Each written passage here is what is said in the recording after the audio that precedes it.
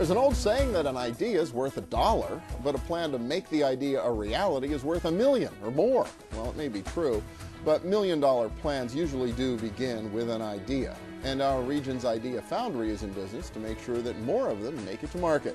Mike Matesic is Chief Executive Officer of the Idea Foundry, a recent winner of the prestigious Carnegie Science Award. Welcome and congratulations.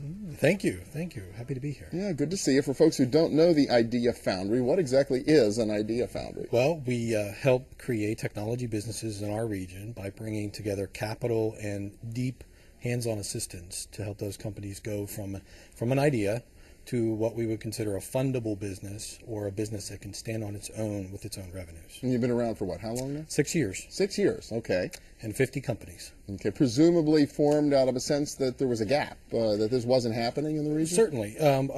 During the first tech bubble, and you could argue that we had another tech bubble recently, but during the first tech bubble, our region didn't get a fair share of all that influx of capital and opportunities from all the technology.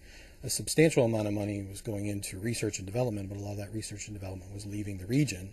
And that's the gap we came in to work right outside the universities, and we're located right between Pitt and CMU, specifically to commercialize intellectual property coming out of those universities. Now, those universities have become a lot more sophisticated in recent years about technology transfer. They've got offices inside those universities to work with their faculty. So how do you fit into that mix? Oh, certainly. We work closely with the faculty and the technology transfer offices to explore commercialization. We're all about businesses, not just technology commercialization, which would include businesses and licensing. So we work right on the other side of the table and build businesses out of these inventions. So you occasionally might get that researcher coming out of the university, wants to start a business, may or may not be a business? Frequently. Many times a very good science problem that has been solved doesn't necessarily translate to a commercial business.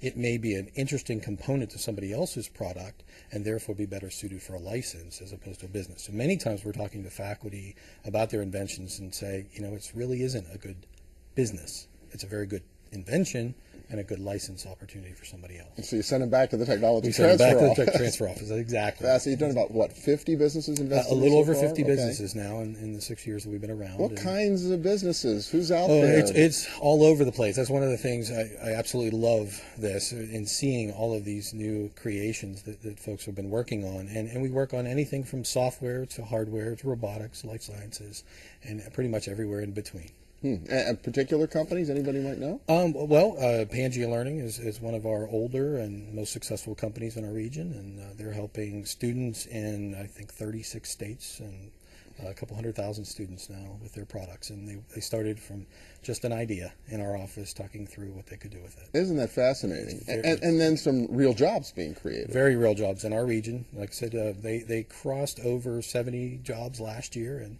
with the economy, they've had to tail it back a little bit, but they're clearly one of our success stories. Okay, so what, foundation money fueling this for the most part? Foundation money is we're so fortunate for the foundations that we have in Pittsburgh, and to have the foresight to go forward and put a long-term play, because these jobs don't happen overnight. They take years to develop. So the investments they put into us that we then turn around and put into these businesses is really pays off in the long run. A lot of the foundation's kind of hurting right now, so what does it mean to a nonprofit like yours? Well, it hurts us, and we're very concerned about the future on a number of fronts. We're concerned about it in terms of the money that we have available to invest in the startups at a time when our region is growing in its entrepreneurial capacities.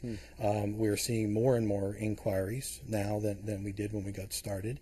At the same time, the capital for those businesses when we're done is also under a challenge. So we have less resources to put in, and there's less resources available for the companies on the backside. So we've been working very hard to maintain the same number of companies assisted or ideas assisted while trying to do it with less financial resources. Well, and you got to be careful you don't wind up competing against the companies you've already seeded and kind of given some traction to. Exactly, and that's one of the things we started in 2008, which was to revise our selection process a bit and emphasize those that could live on revenues as opposed to capital. So they weren't competing against companies we'd already helped get off the ground that were seeking too few dollars in the region. Okay, somebody's out there, they got a great idea. How do they get in touch with the Idea Foundry? Ideafoundry.org. All of our programs and guidelines and application forms are actually all online. Okay, great. And if they don't need a lot of upfront capital right now, even better. Even better, absolutely. Right. Well, Mike Matesic, congrats again on the Carnegie Science Award. Thank you very much.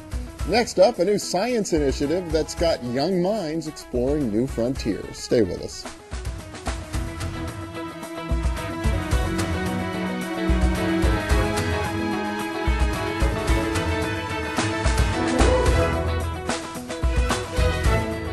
If you're looking for more information about segments on our region's business, or if you want to revisit a favorite interview, have we got the resource for you. Many recent segments of our region's business are now available as streaming video on the internet. There's a special section devoted to our region's innovators, and a featured segment will appear each week on the home page of the Allegheny Conference on Community Development. There are several ways to find the archive at ourregionsbusiness.com, at AlleghenyConference.org, and of course through the homepage of our partner in producing this program, WPXI.com. Please take a look and let us know what you think.